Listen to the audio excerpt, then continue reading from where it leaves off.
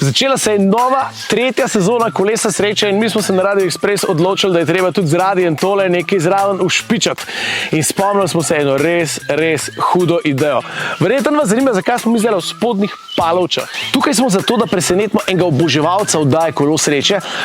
Mlad fant, ki hoče v šolo in njegov oče je rekel, da mu mora včasih kar malo zatežiti, da pojdi spat, ne gledati Kolo sreče. In sem rekel, kaj pa če mu jaz pridem to povedati. Tako da zdaj gremo enega fanta presenetiti, imamo jaka in komaj čakam, da skočimo dnevno na kavč, ker ne, po mojega bo kap.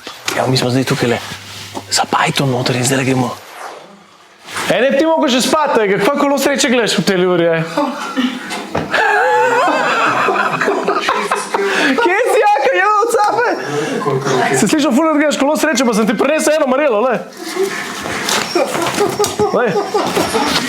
Kolo sreče? Ja.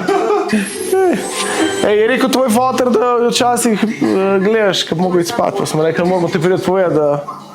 Jaz ti mi rekel, lahko gledaš? Ja, vidim. Ja, veš. Včasih se nazaj pogledam. Se nazaj pogledaš? A to je dobro.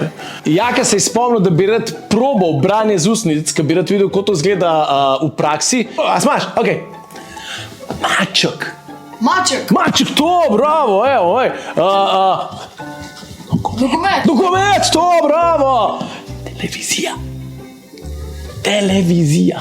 Televizija. Televizija. Televizija. Televizija. Televizija, tako. Postelja. Postelja.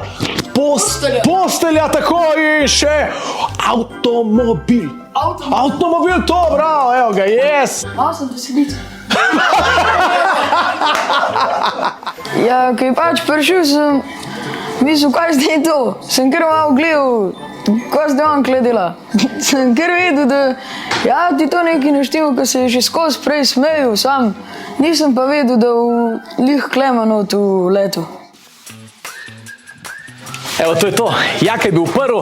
Mi bomo seveda nadaljevali s temi presenečenji na radioexpress.si. Prijavite pa sebe oziroma prijavite nekoga, ki bi ga radi šokirali, nekoga, ki ima rad Kolo sreče in bi ga radi medtem, ko gleda oddajo, presenetili.